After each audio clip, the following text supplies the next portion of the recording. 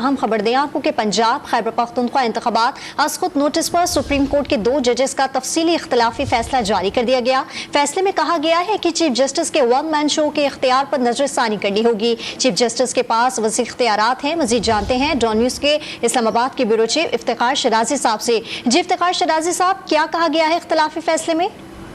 जी, खैबर पख्तूनख्वा और पंजाब में इलेक्शन से मुताल्लिक आज कुछ नोटिस केस जो बेंच समाअत कर रहा था, उसके 2 ऑनरेबल जजेस ने, जस्टिस मंसूर अली शाह और जस्टिस मंदोखेल ने जो अपना इख्तलाफी एक और हम कह सकते हैं तफसीली जो अपना एक फैसला है जारी किया है,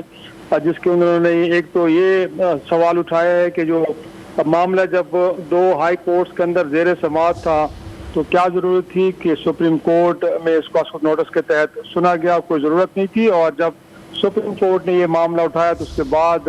हाई कोर्ट्स के अंदर ये मामला इल्तवा में चला गया और साथ में कुछ माजी के कुछ हवाले दिए गए और साथ में आइन के कुछ क्लाजेस का जिक्र करते हुए ये भी कहा गया है कि बुनियादी तौर पे सुप्रीम कोर्ट का ये काम है कि जो नीचे की कोर्ट्स हैं उनके जो ऑटोनमी है उनको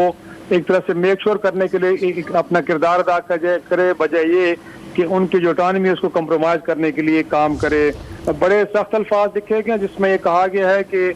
सुप्रीम कोर्ट में मामला को किसी एक शख्स पे नहीं छोड़ा जा सकता और ये जो अस्कुत नोटिस के तहत इस केस को सुना गया है ये हरगिज नहीं बनता था। और साथ में ये भी कहा गया कि अब ये मुनासिब वक्त है, ये सही वक्त है, एक शख्स के जो वसी तर इख्तियारात हैं उस पर नजरसानी की जाए। और साथ में ये भी कहा इफ्तिखार शराजी साहब।